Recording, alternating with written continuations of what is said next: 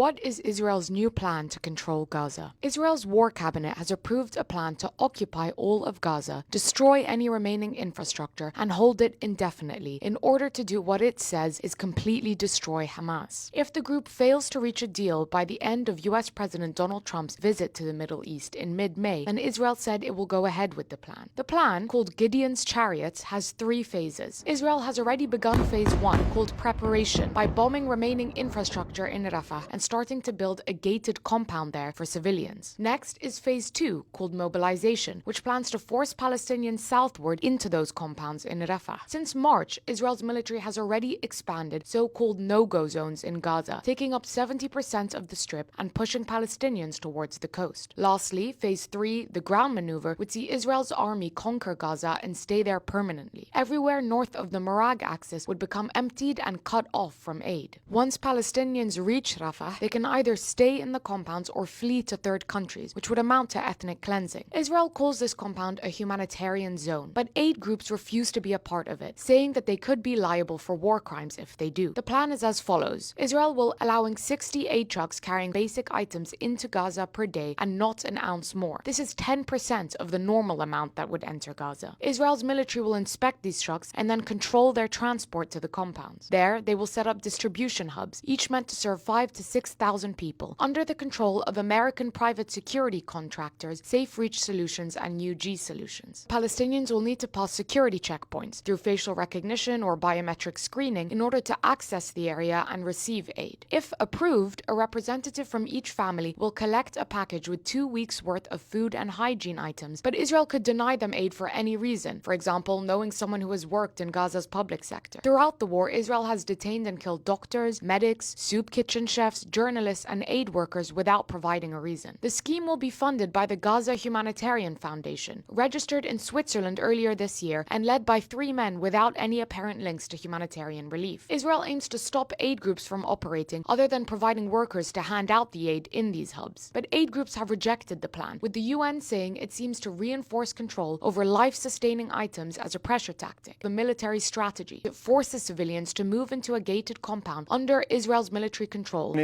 Will be more and more people concentrated in some kind of an internment camp where they will say this family member can get a box once a week without anything to barely survive if we can facial recognize that one member of that one family. It's total control of a civilian population, deciding who will suffer, who will have aid, who will not. This new Israeli scheme is really an ultimatum saying the little aid we will allow in, we will dictate who will get it, where, and if they get it, and they will only provide it, it seems, to a few concentration points in southern Gaza, so people who cannot move to those places will be eliminated. We cannot be part of a dictatum coming from a party to an armed conflict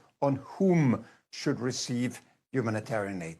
But it's not just aid groups. Israel itself is divided on the plan. Israel's military chief of staff, Eyal Zamir, has warned that Israel may not have enough troops to complete the plan and that they could lose the hostages if they go ahead with it. The government has called up 70,000 reservists, but Zamir warned that they are less motivated to keep fighting for the vague goal of destroying Hamas without a real plan to return the captives and find a day-after plan for Gaza. Israel's military is worried that 30 to 50% of summoned reservists won't show up, while public polls show that 60 to 70% of Israelis oppose an expanded operation to occupy Gaza and would prefer a plan to return the captives and end the war. The Hostage and Missing Families Forum has also sharply criticized the plan, saying that it would essentially give up on the hostages, as well as Israel's security and national resilience. But Israel's leaders seem determined to go ahead with it. Prime Minister Benjamin Netanyahu said that victory over Hamas, rather than returning the captives, is the war's supreme goal. His finance minister, Bezalel Smotrich, also said that Israel's military won't withdraw from captured territory territories, even in exchange for the return of the captives. But they still need Israeli reservists and foreign aid groups to cooperate. Instead, after months of claiming that bombing and besieging Gaza would force Hamas into a deal or destroy it entirely, Israel is facing an increasingly cynical audience inside and outside of the country. Reservist soldiers don't understand why they're being asked to deploy once again to retake areas they destroyed months ago. Israelis don't understand how another offensive will end the war. And the world doesn't understand how permanently occupying Gaza, rounding up its population into compounds controlled by American mercenaries, and forcing them to survive on subsistence level can be acceptable. But for now, at least, Israel's government is not backing down. Whether anyone will stop them remains to be seen.